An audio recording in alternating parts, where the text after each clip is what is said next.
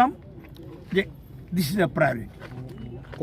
আমি যার জন্য চলে এসেছি, আজকে দেখলাম টেকনিক্যাল ডিজাইনগুলো দেখব, সাহেবরা যে প্রবলেমগুলো ওঠাবেন সেগুলো ডিসকাস করব।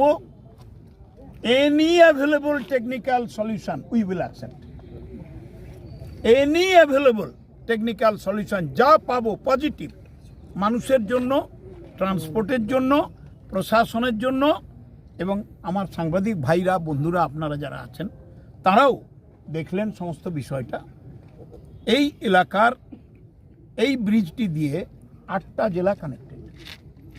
আমরা ইতিমধ্যে লরিগুলোকে, গুডস ভেহিকেলগুলোকে আমরা 3টা জায়গা দিয়ে ডাইভার্ট করেছি।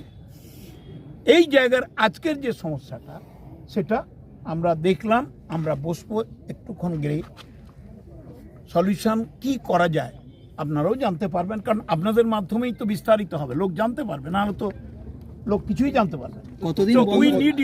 কতদিন বন্ধ থাকবে? কাজ শেষ হবে, বন্ধ টন্ধ করার তো কোনো কাজ শেষ হবে সেটা তো এখনই ডিসকাস না করে তো বলতে পারবো না। বিফোর মনসুন, দেখুন আমাদের প্রশাসনিক স্তরে একটা নির্দেশ আছে যে যতটুকু কাজ করতে পারবো 15 জুনের মধ্যে করতে হবে, তারপর পেন্ডিং কাজ আবার করব। কিভাবে হবে কাজটা সেটা আপনাদের বলবো মিটিং এর পরে। আমরা মিটিং এ বসছি, যদি দরকার পড়ে আমার ইঞ্জিনিয়ার সাহেবরা এরা দক্ষ, কিন্তু তারপরেও পিডব্লিউডির ইঞ্জিনিয়ার সাহেবরা খুবই দক্ষ, তারপরেও তারা যদি মনে করে যে আরেকটু অ্যাডভাইস নেওয়া দরকার, কিছু করা দরকার, উই আর ওপেন। আর বাঁকুড়ার ব্যাপারটা, বাঁকুড়ার লোক, আমি এতদূর যখন এসছি বাঁকুড়ার ছেলেগুলোকে ডেকে একটু অ্যাডভাইস দিয়ে যাব। কেন? আমরা জিরো কস্টে আমরা খাল, বিল, নদীগুলো কাটব। 2014 সালের পর থেকে কেন্দ্রের বিজেপি সরকার 9 পয়সা এক্সকাভেশন, রিএক্সকাভেশন, সংস্কার এবং পুনর্সংস্কার, তাই না?